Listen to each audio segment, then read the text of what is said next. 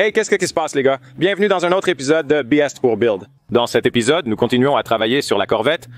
Cet épisode ressemble à un assemblage final. Nous avons une liste importante de finitions à réaliser sur ce véhicule. Éléments tels que rétroviseur, phare, feu arrière, clignotant et barre de lumière LED, entre autres. Ça devrait être un bon moment. Restez à l'écoute.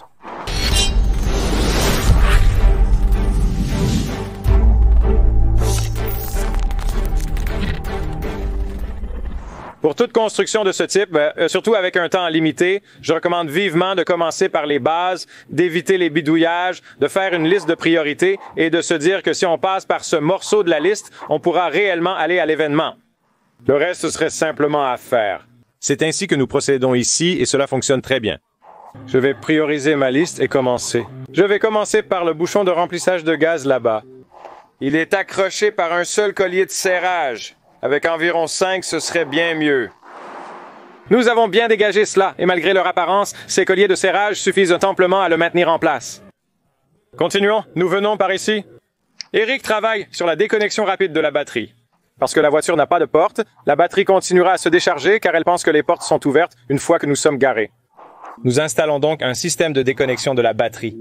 Nous allons faire une pièce de tôle qui va entre la cage de sécurité et le cadre de la voiture, et ensuite il va fixer cette chose-là, et ensuite vous la sortez simplement, et c'est une déconnexion de la batterie ou une reconnexion de la batterie. Eh bien, pendant qu'il travaille là-dessus, je vais revenir ici travailler sur la soudure d'une pièce de fer d'angle, ici, et quelques trucs ici, pour que nous puissions faire une attache de batterie pour s'assurer que notre batterie reste immobile.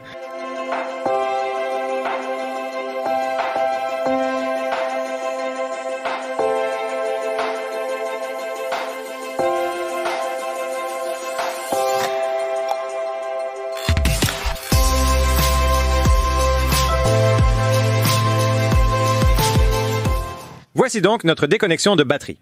Vous pouvez voir les deux fils chauds qui arrivent ici et là. Et puis vous tournez ça, je ne sais pas, vous le tournez de cette façon, vous le retirez, puis la batterie est déconnectée. Mettez-le dedans. Tournez-le de cette façon. La batterie est reconnectée. En montant ici, nous avons soudé ce poteau à l'arrière de la voiture pour l'attache de la batterie, car lorsque nous l'avons dirigé vers l'arrière, cela a appuyé sur la batterie et je n'aimais pas cette compression. Je ne voulais pas potentiellement percer le boîtier de la batterie. Ici, nous avons ajouté un fer d'angle à cela. La batterie est là et il y a une déconnexion. Nous sommes prêts à partir. Les bases de l'électricité, la situation de la batterie et la relocalisation sont terminées. Voici quelques conseils de sécurité et bêtises à éviter. J'ai trouvé une aile dans mon sous-sol. Cela m'est venu avec « Oh, wow !» quand j'ai acheté le S2000 et j'ai essayé de le vendre quelques fois. C'est une très belle aile en fibre de carbone pur. Je n'ai jamais pu la vendre, donc maintenant elle va à l'arrière du Dr. Jenkins. Elle va être montée à l'arrière, donc Eric est en train de souder une autre barre arrière. Elle va sortir d'ici à 45 degrés, puis revenir à 45 degrés comme ça. Et nous allons y monter des feux arrière ainsi que notre aile. Pendant qu'il s'occupe de ça, je vais découper ce pare-choc arrière tordu et écrasé et commencer à en construire un nouveau.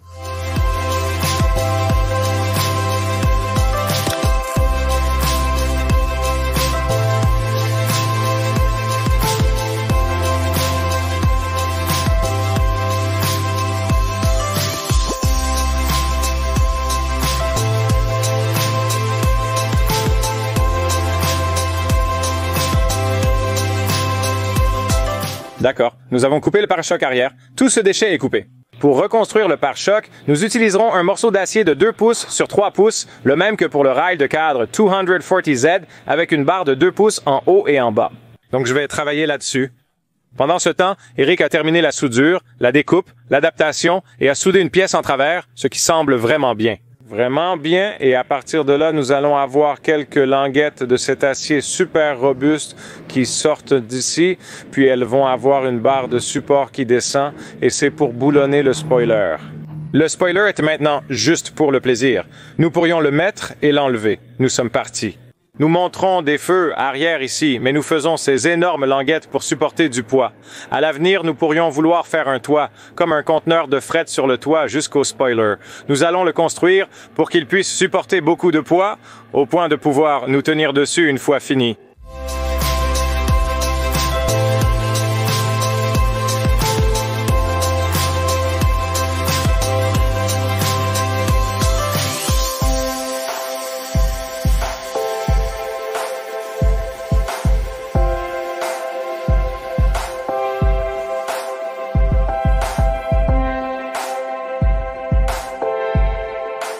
D'accord, nous avons un nouveau pare-choc arrière et une énorme aile. Donc l'aile est très solidement montée et nous l'avons mise là-haut. Et si nous décidons que nous voulons l'enlever, nous pouvons toujours l'utiliser comme une sorte de porte-bagages. Mais pour l'instant, Eric et moi l'aimons tous les deux et c'est assez solide pour que vous puissiez vous tenir dessus et ça irait bien. Ici, nous avons juste construit rapidement un pare-choc avec ces 3 pièces. Nous n'avons pas soudé chaque pièce à chaque pièce parce que nous ne voulons pas qu'il soit trop fort. C'est trop fort et la voiture n'absorbera aucun impact et que c'est déjà techniquement trop fort, mais les mendiants ne peuvent pas être des choisisseurs. Nous voulions mettre un gros tronc et l'attacher, mais nous n'avons pas pu en trouver. Nous avons essayé de couper un arbre sans succès. C'est ce que nous avons pour l'instant et ça fonctionne très bien. Je ne sais pas. En continuant, je vais commencer à câbler les feux arrière. Donc, à l'arrière, nous avons besoin des feux de freinage, des feux de conduite et des feux clignotants. Et donc, nous allons sortir cela de ce fouillis de câbles ici.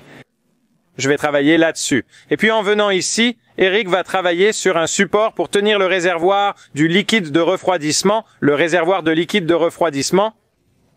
Et ça sera probablement monté sur cette barre ici, quelque part par là.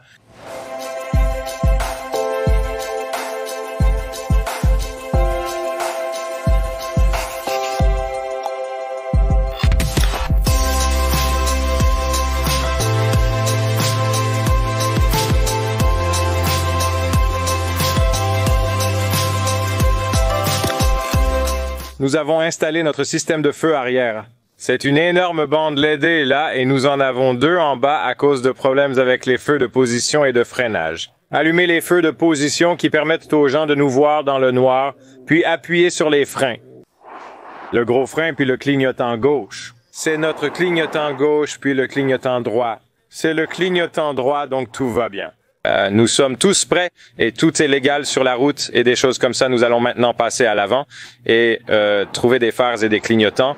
Passons maintenant aux phares. RAV Country nous a envoyé il y a longtemps pour le FG certaines de ces lumières LED carrées de 2 pouces de la série Chrome et je les avais dans l'atelier et je pensais qu'elles seraient vraiment très bien. Sur ce projet, Eric et moi avons remarqué qu'il y avait déjà de jolis trous avec des inserts filetés dedans. C'est là où le pare-choc était vissé, donc nous pensons que nous pourrions probablement visser les lumières là-dedans, et c'est ce que nous allons faire, les visser toutes, et voir à quoi ça ressemble.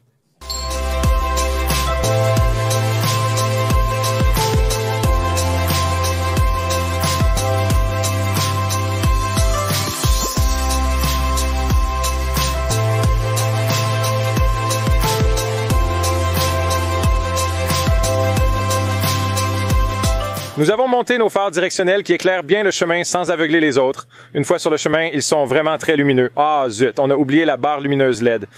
Nous devons le faire plus tard. C'est de toute façon une chose à faire après-demain. Nous avons allumé nos phares câblés sur l'interrupteur. Tout fonctionne bien, sauf quand on les éteint.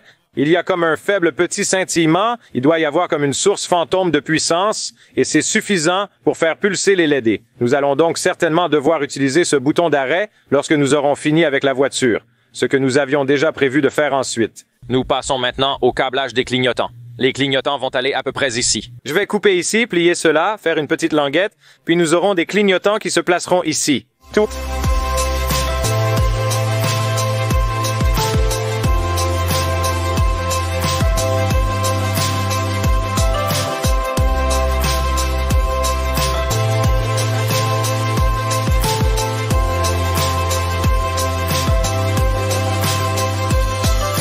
Nous venons de terminer avec les clignotants. Nous en avons mis quelques-uns ici. Comme je le disais, il faut les découper, les plier, et ils s'insèrent parfaitement à cet endroit que j'apprécie. Ils ne sont pas beaux, mais ils ont l'air bien pires que d'autres endroits. Eric a également mis les plaques d'immatriculation. Voici notre support de réservoir de fluide que je ne vous avais pas encore montré. Nous n'avons pas trouvé un bon endroit pour le pulvérisateur de lave-glace. Nous avons tout le système et pourrions construire un réservoir secondaire plus tard. Mais le réservoir qu'on avait n'était pas beau, donc nous n'avons pas terminé toute la liste aujourd'hui. Nous consacrerons 2 jours complets à cette voiture, puis 2 autres à la Mercedes, avant de revenir finaliser celle-ci. Nous achèverons la liste, incluant la barre lumineuse que nous voulons absolument installer et d'autres éléments. Laissez vos suggestions en commentaire, mais il est temps pour le premier essai routier. Nous avons déjà attiré beaucoup d'attention. Quelle est notre destination? Red Robin! Red Robin! Red Robin, endroit qui ne sert pas de steak. C'est tellement effrayant.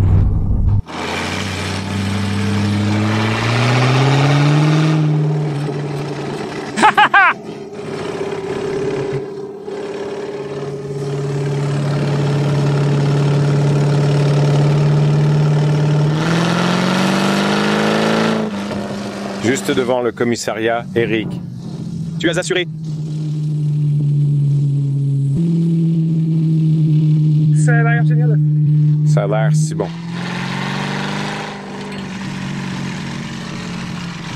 Regarde ça.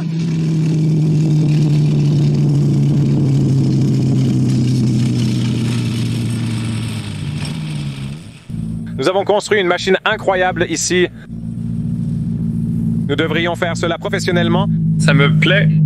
Ah, des buggy Corvette arrivent dans une ville près de chez vous, construits selon les spécifications de la PS4. Je crois que cette voiture attire plus l'attention que toute autre. Je suis sûr qu'une caméra entière sera nécessaire pour filmer le joueur et pointer les autres personnes. Mec, cette chose est tellement folle.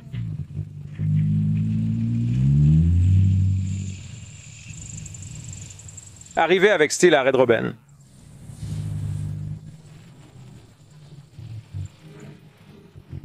Amérique. Parquez-vous où vous voulez.